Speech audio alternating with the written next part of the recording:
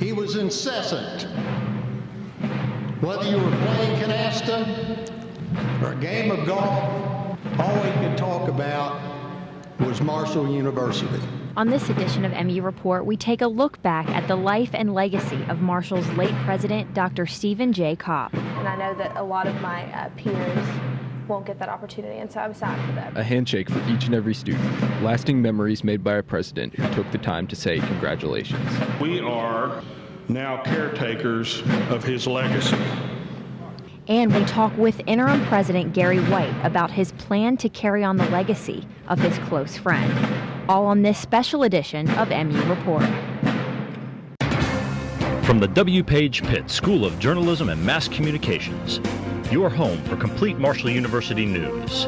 You're watching MU Report.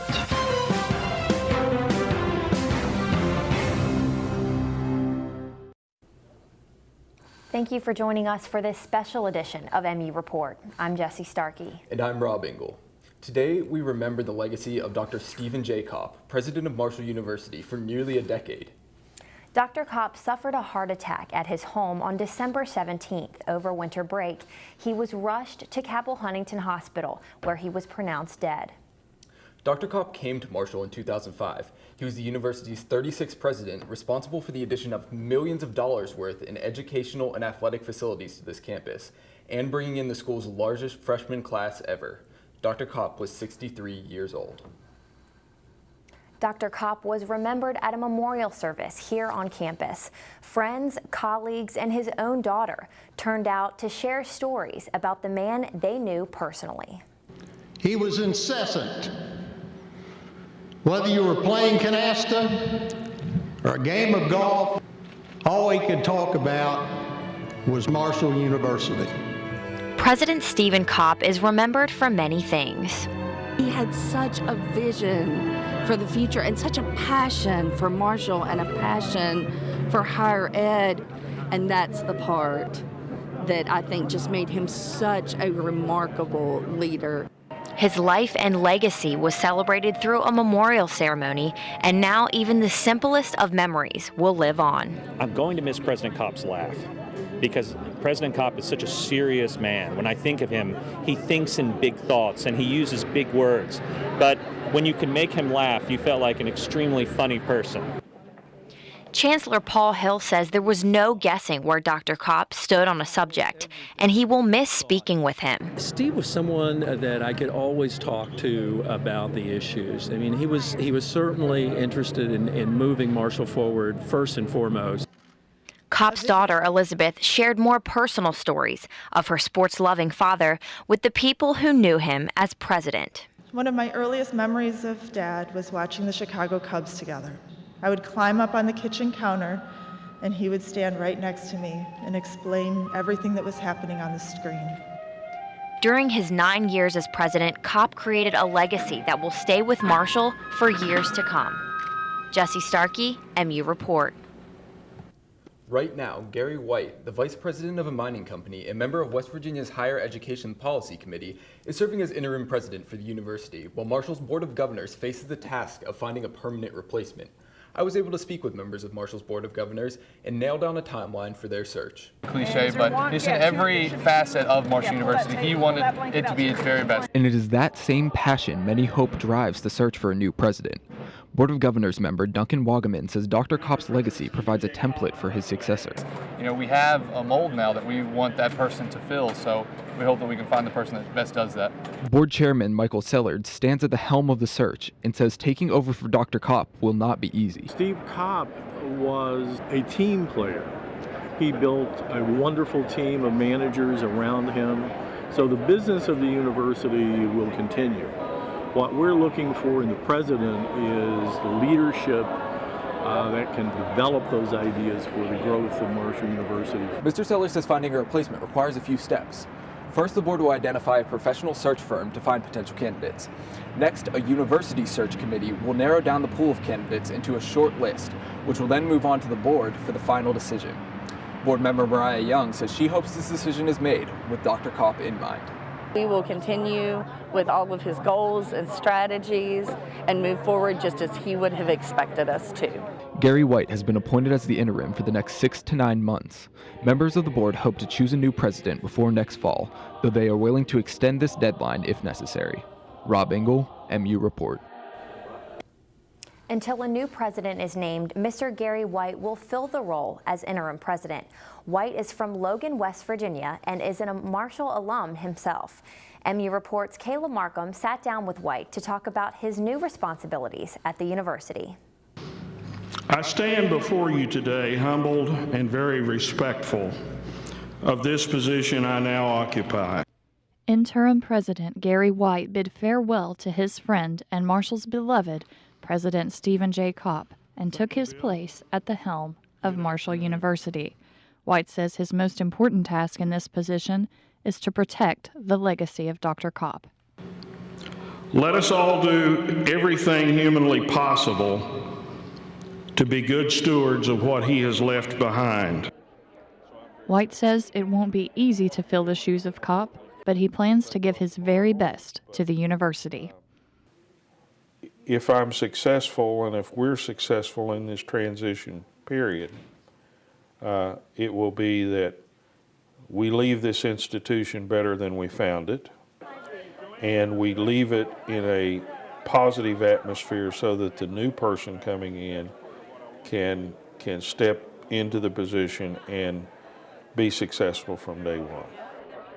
President White says he wants to keep Kopp's beloved Marshall moving forward, growing stronger, and always doing what's best for Marshall's students, faculty, and the surrounding community. After all, we are Marshall. Kayla Markham, MU Report. Mr. White will not be eligible for the permanent position, but says he takes his responsibility seriously and trusts the permanent president will be the most qualified person for the job. The Board of Governors has their job cut out for them in finding a new leader for Marshall. Dr. Kopp's just had a presence that touched every student on campus. As if college graduations aren't long enough or university presidents aren't busy enough, Dr. Kopp took the time to shake hands and say congratulations to every single student who earned a diploma from Marshall. And as MU Report's Haley Wade shows us, it was a gesture he didn't have to make, but one that made lasting memories. Gowns, diplomas, and a handshake from the president. All parts of graduation that students look forward to after their time at Marshall. I got to shake Dr. Kopp's hand at graduation right before I got my diploma. A president that took the time to congratulate each and every student. A rite of passage for graduates gone with his passing. The moment you don't realize that it's going to be like you're one of the last. It Haley is Patori. an honor to be able to shake his hand, so I am glad, and I know that a lot of my peers won't get that opportunity, and so I'm sad for them. Kopp was not only a president to current students, but to those planning on joining the herd during his time at the university. I've had older siblings come here, so I've seen him before, and I've heard him at multiple different graduations. Public charter undergirding the... I'm going to be the only one in my family who hasn't got to meet the president or shake his hand or anything like that. Students and graduates alike still adjusting to the loss of a man who shaped the school where they began the rest of their lives. But it's crazy to think that I was one of the last people. It does really mean a lot to me, and just knowing that he's gone now, I wish I was able to know him a little bit better. Grads who were able to shake the hand of their president now hold the memory a little closer. I think that it means more now just because looking back on it, I think I'll remember the words he said more. I'll revisit those memories more. Haley Wade, MU Report. For many in Marshall student government, the loss of Dr. Kopp is personal. He wasn't just their president, he was their teacher and their friend. MU Report's Morgan Wright sat down with our student body president, who says Dr. Kopp made a major impact in his life. It came down to he always wanted to do what was best for the students, and that just spoke volumes to me. He cared about seeing this university grow. He was very open, he would give his honest opinion, and we took that to heart. For SGA President Duncan Wagaman and Vice President Lila Mangus, the passing of Dr. Kopp was personal. Duncan and Lila would meet with Dr. Kopp on a monthly basis for meetings regarding SGA, but both of them say that their personal relationships with Dr. Kopp went far past those meetings. I will miss the friend and the mentor that I had that I looked up to, because when I reflected on Dr. Kopp, I only really known him since May. I mean, I started my position in May, and you know, in those few short months, he became everything to me. He would laugh when something was funny. He would laugh, and it was like a deep laugh, and it brought him back to. It was like, you know, he's a person. He's not just the president, but he's a good person, a mentor to many. Former SGA President E.J. Hassan says he saw who Dr. Kopp was while serving alongside of him on the Board of Governors. He would wear his heart on his sleeve. As much as as intelligent as he would always wear his heart on his sleeve, and you would really learn that that he cared about what his mission was. During a speech given at the memorial ceremony, Duncan said that Dr. Kopp was the first person he's lost. He posted on Instagram, "The last time I delivered a speech of this magnitude, he was sitting beside me. Today, I do it for him. Thank you for everything, sir." He told you exactly what he was thinking, and you know, he was so knowledgeable, and the admiration I had for him was just uncharted with anyone else. SGA members say their motivation is to honor Dr. Kopp and how they serve Marshall University. Morgan Wright, MU Report. Thanks, Morgan. Marshall's football team, band, cheerleaders, and dance team honored Dr. Kopp during the Boca Raton Bowl last month in Florida. It was an exciting win for fans, but it was a victory with a notable absence. You know, our football team played with heavy hearts today. We lost a great president. You know, we lost a president unexpectedly that is our biggest fan. I've never been around a president in all of my coaching years that loved football like he did. Especially WVU and Marshall. During the game, the teams wore stickers and ribbons with Kopp's initials, SJK, on their uniforms in honor of him. And before the kickoff to the bowl game, a moment of silence was held at FAU Stadium in remembrance. MU Report's own Tim Carrico was at FAU Stadium for the Boca Raton Bowl, where the Herd got the win, 52-23. He caught up with some fans who made the long journey to the Sunshine State to watch the game in person. Tim? Marshall University pulled away with a big win in the inaugural Boca Raton Bowl here in southern Florida. Now, they started off slow but picked up in the second half and never looked back. The fans we talked to, along with the coaching staff, say they're excited with a win no matter what. The trip to the Boca Raton Bowl has drawn in thousands of Herd faithful to southern Florida.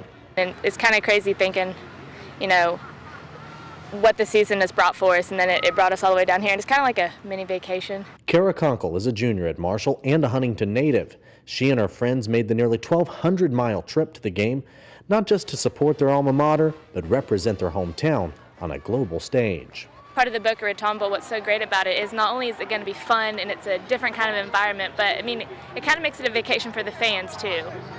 So, I mean, it's good for the team, it's good for the fans, it's good for the community. But for Marshall senior Dathan Job, the game is bittersweet. Well, for me, I graduate in May, so then I kind of get a step into the real world. So this is maybe my last chance to kind of get out and do something a little fun, a little something out of the ordinary, no real responsibilities to worry about. Sophomore Morgan Henderson says her only responsibility in the Sunshine State is to root on Marshall to a bowl victory. At the end of the day, we're die-hard Marshall fans. We've been to every game this season at home. We haven't been to a away game.